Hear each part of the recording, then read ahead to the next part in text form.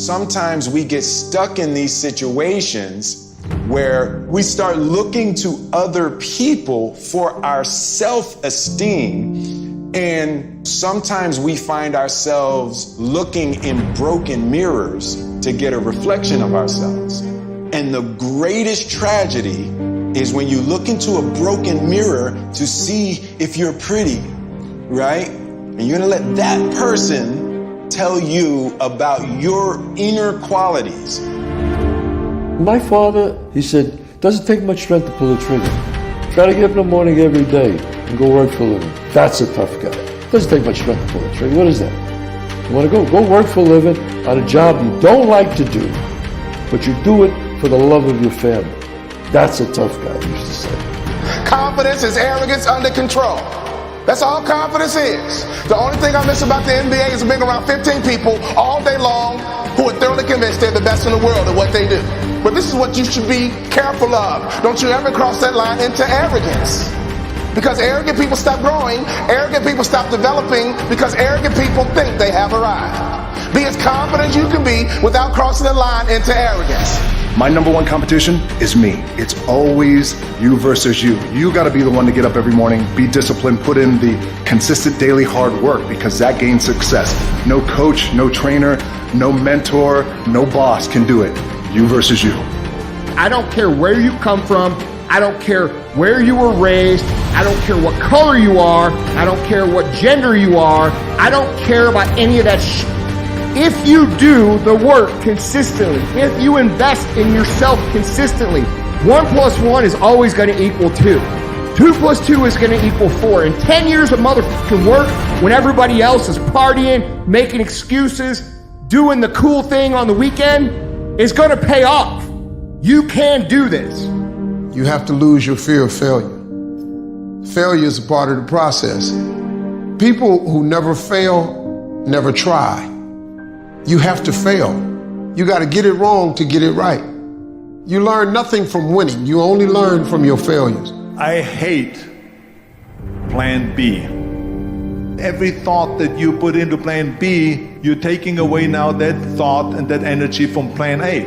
I've never ever had a plan B. I made a full commitment that I'm gonna go and be a bodybuilding champion. I made a full commitment that I'm gonna be in America. I made a full commitment that I'm gonna get into show business and I'm going to be a leading man. No matter what it takes, I will do the work. I will do the work over and over and over until I get it. No matter what's going on in your life, it's not permanent. Everything is going to change. So there's two things you can do with change. You can react to it or you can participate in it. It's gonna change anyway. So if you keep waiting around, you're gonna have to react to the change. And now you're behind. But if you participate in the change, if you know the job you have is not gonna last forever. COVID proved that already. Where you go to work at every day, that's gonna change. COVID proved that already. So what you gotta start doing is you gotta start anticipating that it's going to change and just start living your life with the preparation for change. Sit on your bed one day and ask yourself, what remarkably stupid things am I doing on a regular basis to absolutely screw up my life? And if you actually ask that question, but you have to want to know the answer, right? Because that's actually what asking the question means. It doesn't mean just mouthing the words. It means you have to decide that you want to know. You'll figure that's out so fast it'll make your hair curl. What would happen if you consulted yourself about the best possible outcome for you? You might get an answer. I just beat me. This ain't about nobody else. I don't give a fuck about nobody else. I just beat me.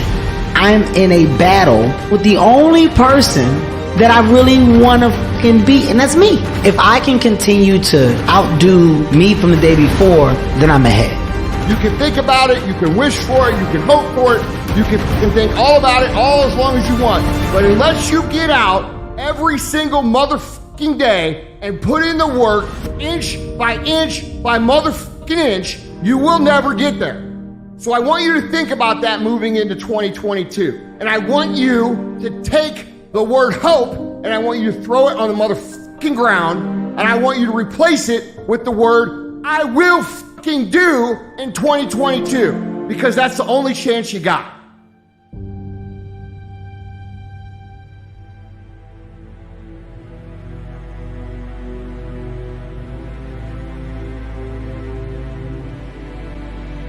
fear is not real.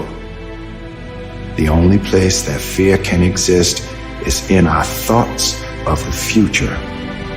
It is a product of our imagination, causing us to fear things that do not at present and may not ever exist.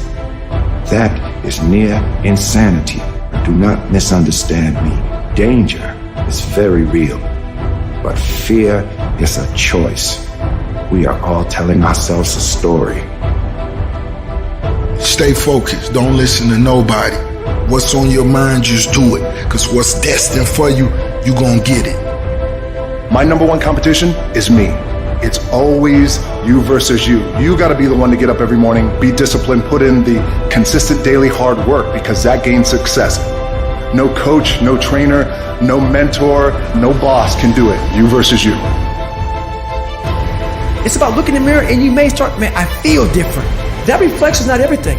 It's a feeling you're supposed to get. So you have to, in life, once you leave your house, the war begins. In your house, you have some control. And that reflection in the mirror, you have to control that reflection in the mirror. That's how you start your day. If you leave your house feeling like, okay, I can fight. I've established the mentality to fight.